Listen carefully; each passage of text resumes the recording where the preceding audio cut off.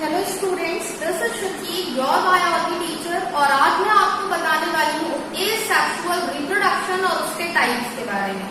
जैसे मैंने अपनी पिछली वीडियो में आपको ऑलरेडी रिप्रोडक्शन का मतलब बताया है। रिप्रोडक्शन मतलब एक ऑर्गेनिज्म से दूसरे ऑर्गेनिज्म का प्रोडक्शन होना या बॉर्न होना ही क्या कहलाता है, रिप्रोडक्शन कहलाता है। जो दो टाइप के थे, एसेक्सुअल और सेक्सुअल। एसेक्सुअल का मतलब क्या होता है, यहाँ पे मैं लिख रही हूँ, आप समझते जाओ। एसेक्सुअल का मतलब होता है केवल एक पेरेंट की इन्वॉल्वमेंट होती है। ये कैसी प्रोसेस होगी, फास्ट प्रोसेस होगी। मतलब मैंने आपको बोला था कि बहुत ही जल्दी दूसरा ऑर्गेनिज्म अपने पेरेंट प्लांट से ग्रो कर जाता है या पेरेंट ऑर्गेनिज्म से ग्रो कर जाता है। यहाँ पे कैसा डिवीजन होगा, माइटोटिक डिवीजन होगा। ये वन पेरेंट है, मतलब क्या हो गया, यूनी पेरेंटल। और तो और इसकी अगर हम बात करें आपकी एसेक्सुअल की, तो मैंने आपको बोला था याद करने का तरीका है एसेक्सुअल।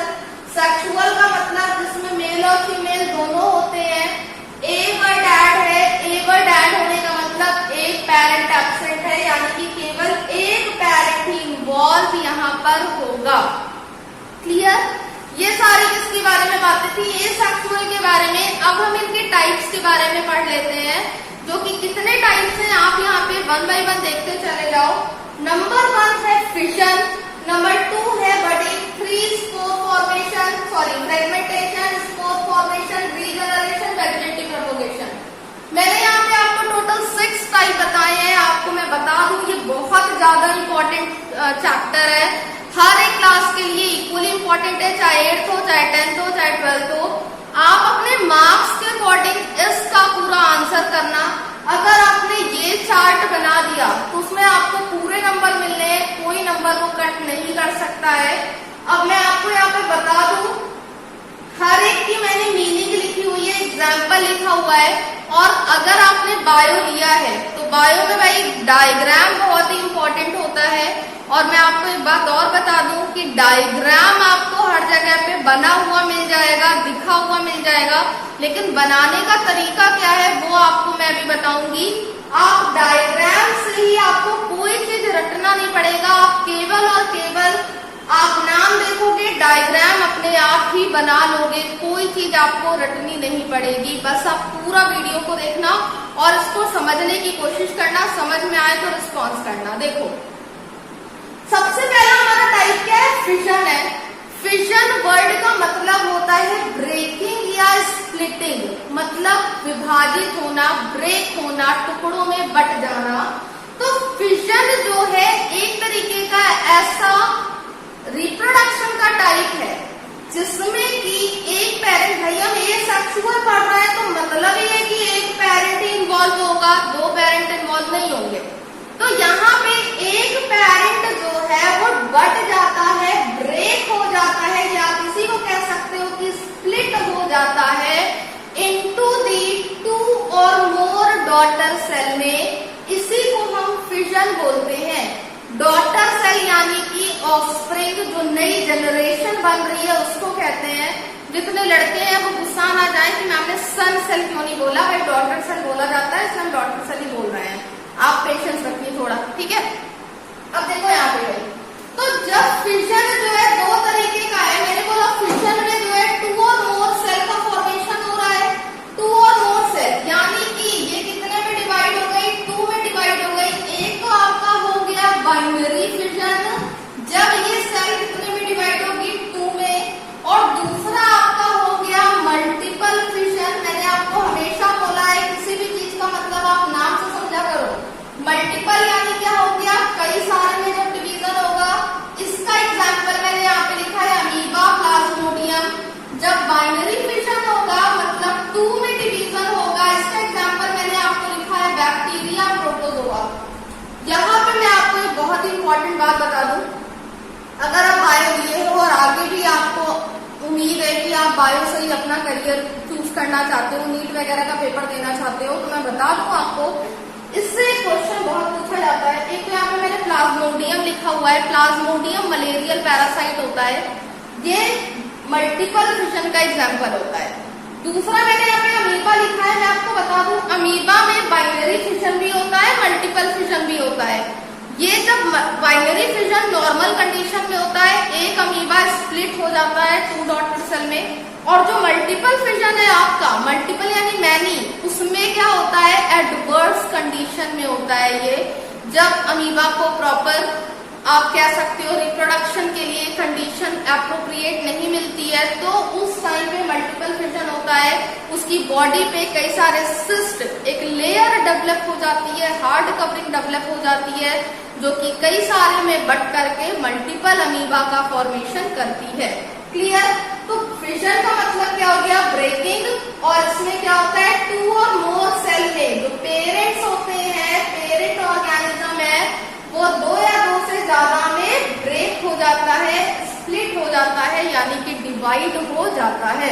कितने टाइप है? 2 टाइप, बाइनरी एंड मल्टीपल। अब देखो आप एग्जाम्पल, देखो मैंने यहाँ पे बैक्टीरिया लिखा है, तो हम यहाँ पे बैक्टीरिया बना दे रहे हैं। भाई आप समझो ये बैक्टीरियल सेल है, ये बैक्टीरियल सेल क्या होगी, इनमें स्प्लिटिंग होने लगेगा, स्प्लिट होना यानी कि डिवाइड होना, और अल्टीमेटली क्या होगा, एक ये बैक्टीरियल सेल और एक ये बैक्टीरियल सेल, 2 बैक्टीरियल सेल बन गई। तो इसको हम क्या कहेंगे, बाइनरी फिजन कहेंगे। एक पेरेंट 2 डॉटर सेल में डिवाइड हो गई। मल्टीपल फिजन की बात करें, ये आपका मल्टीपल फिजन में क्या होता है, आप क्लेमाइडोमोनास भी इसका एग्जांपल दे सकते हो, हम आपको बता दें, उसमें भी सिस्ट का फॉर्मेशन हो जाएगा। यहाँ पे आप समझो कि कई सारे आपके प्लाज्मोडियम है, और ये इसके किनारे किनारे की लेयर हो गई, 3 लेयर हो गई सिस्ट। जब ये लेयर रप्चर होती है तो क्या होता है, कई सारे प्लाज्मोडियम का फॉर्मेशन हो जाता है। तो ये क्या हो गया मल्टीपल फिजन, एक से कई सारे सेल्स बनना, कई सारी जनरेशन का फॉर्म होना, क्या कहलाएगा, मल्टीपल फिजन कहलाएगा। क्लियर? सेकेंड हमारा है बडिंग। देखो भाई नाम से मतलब समझो कोई भी चीज, बड का मतलब क्या होता है, बड, बर्ड की बात नहीं कर रहे, बड की बात कर रहे हैं, जिसे कली कहते हो हिंदी में। बड क्या होती है, एक आउट ग्रोथ होती है, ठीक है, एक उभार सा कोई स्ट्रक्चर होता है। यहाँ पे मैंने लिखा हुआ है भाई, बड क्या है, एक स्मॉल आउट ग्रोथ को कहते हैं हम, जो कि 2 तरीके की होती है, इंटरनल और एक्सटर्नल, मतलब बॉडी के अंदर होगी तो इंटरनल, बॉडी के बाहर होगी तो एक्सटर्नल। जितने भी 12th क्लास के स्टूडेंट हैं वो जेम्यूल्स वर्ड जरूर याद रखेंगे, जिसका एग्जांपल स्पॉन्जिला होता है, कि फ्रेश वाटर होता है, पॉरीफेरा का मेंबर है, आप ये बातें याद रखना। बाकी जो छोटी क्लास के बच्चे हैं उनके लिए मैं बता दूं कि ये सारा कुछ आपको लिखने की जरूरत नहीं है, आप ये सिंपल चार्ट बना दोगे, आपके पूरे नंबर मिलेंगे, एक एक लाइन 2-2 लाइन में डिफाइन कर दोगे, कोई आपके नंबर नहीं कर सकता। Clear student? अब देखो यहाँ पे जो स्पॉन्जिला है, स्पॉन्जिला में अगर ये आपका यहाँ पे क्या हो रहा है, बडिंग में स्मॉल आउट ग्रोथ रिलीज हो रही है, जिसको मैंने आपको एक्सटर्नल में बताया है कि बाहर के साइड तक आउट ग्रोथ रिलीज होगी, जिसका एग्जांपल है हाइड्रा और साइफा। इसमें आप ईस्ट भी लिख सकते हो भाई, ईस्ट, ईस्ट क्या है, यूनिसेलुलर फंजाई है, आपको पता है कई सारे बेकरी प्रोडक्ट में ईस्ट का यूज होता है, फर्मेंटेशन में इस्तेमाल होती है, ठीक है। देखो यहाँ पे ईस्ट में क्या होता है, सपोज ये ईस्ट की सेल है, इस ईस्ट की सेल में बडिंग में क्या होगा, एक आउट ग्रोथ निकलेगी, और ये आउट ग्रोथ क्या होगी, धीरे धीरे बड़ी होती चली जाएगी, और फाइनली क्या होगी, अपने पेरेंट प्लांट से डिटैच हो जाएगी, मतलब अलग हो जाएगी। तो ये किसका एग्जाम्पल हो गया, बडिंग का। बडिंग में क्या है, स्मॉल आउट ग्रोथ निकल रही है, और एक वही आउट ग्रोथ जब अलग हो जा रही है अपने पेरेंट प्लांट से, तो ये क्या हो रहा है, बडिंग का फॉर्मेशन हो रहा है, मतलब ये सेक्सुअल रिप्रोडक्शन है जिसमें क्या हो रहा है, बडिंग। थर्ड हमारा जो टाइप है, जो हमारा थर्ड टाइप है वो क्या है, फ्रेगमेंटेशन। फ्रेगमेंट्स का मतलब क्या होता है, स्मॉल पीसेस। फ्रेगमेंटेशन वर्ड जो है वो फ्रेगमेंट से लिया गया है। फ्रेगमेंट का मतलब क्या होता है, स्मॉल पीसेस। इसमें बेटा मैंने बताया हुआ है कि जो ऑर्गेनिज्म है, भाई आपको पता है ये सेक्सुअल में एक ऑर्गेनिज्म से ही दूसरी उसकी ऑफस्प्रिंग बन रही है। यहाँ पे फ्रेगमेंटेशन में कई सारे टुकड़े हो जाते हैं ऑर्गेनिज्म के, और हर एक टुकड़े से एक नया ऑर्गेनिज्म बनता है, जिसका एग्जाम्पल है प्लैनेरिया और स्पायरोगाइरा। बहुत ही ज्यादा इंपॉर्टेंट है, आप इसको जरूर समझें। जो प्लैनेरिया होता है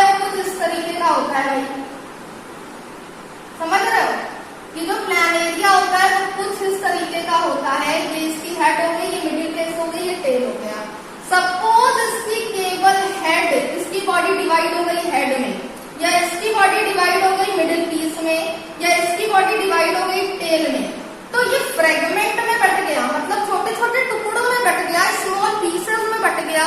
फ्रेगमेंटेशन में क्या होता है, ये हेड से पूरी की पूरी मिडिल पीस और टेल बन जाएगी, मिडिल पीस से इसकी हेड और टेल का फॉर्मेशन हो जाएगा, और टेल से मिडिल पीस और हेड का फॉर्मेशन हो जाएगा। तो मतलब स्मॉल पीसेस में बॉडी थी, एक ही ऑर्गेनिज्म है ये, और इससे कई सारे, या आप कह सकते हो कि पर्टिकुलर नई जनरेशन का फॉर्मेशन हो गया। तो ये किसका टाइप है, ये सेक्सुअल रिप्रोडक्शन में फ्रेगमेंटेशन का टाइप ये होता है। नेक्स्ट हमारा स्पोर फॉर्मेशन।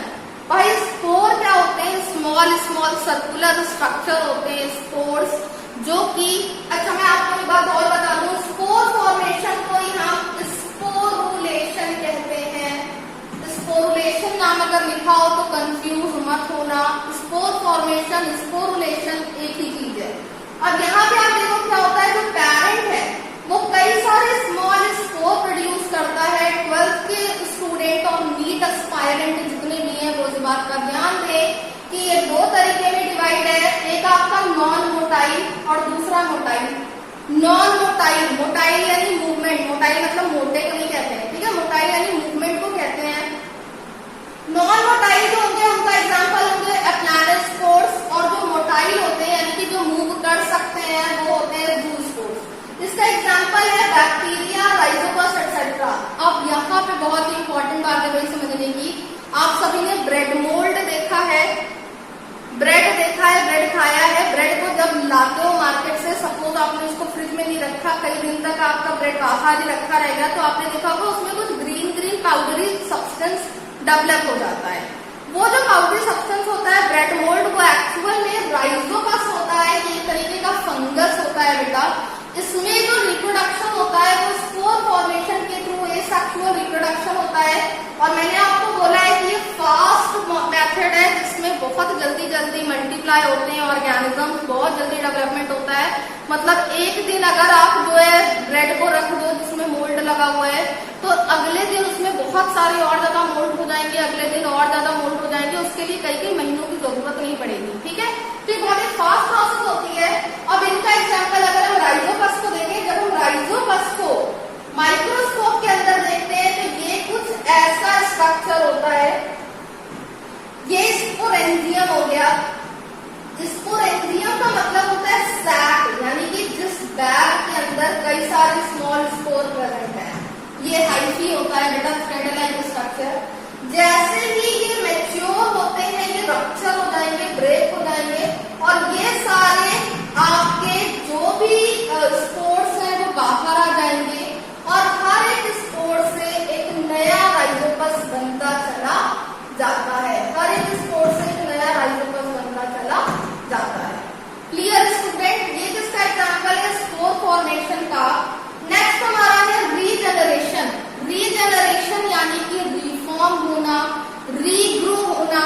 जो पेरेंट की बॉडी होती है वो किसी भी अगर इंजरी की वजह से ब्रेक हो जाती है, या आप कह सकते हो टूट जाता है उसका कोई भी पर्टिकुलर पार्ट, तो वो रिफॉर्म हो जाएगा, दोबारा से डेवलप हो जाएगा या रीजनरेट हो जाएगा।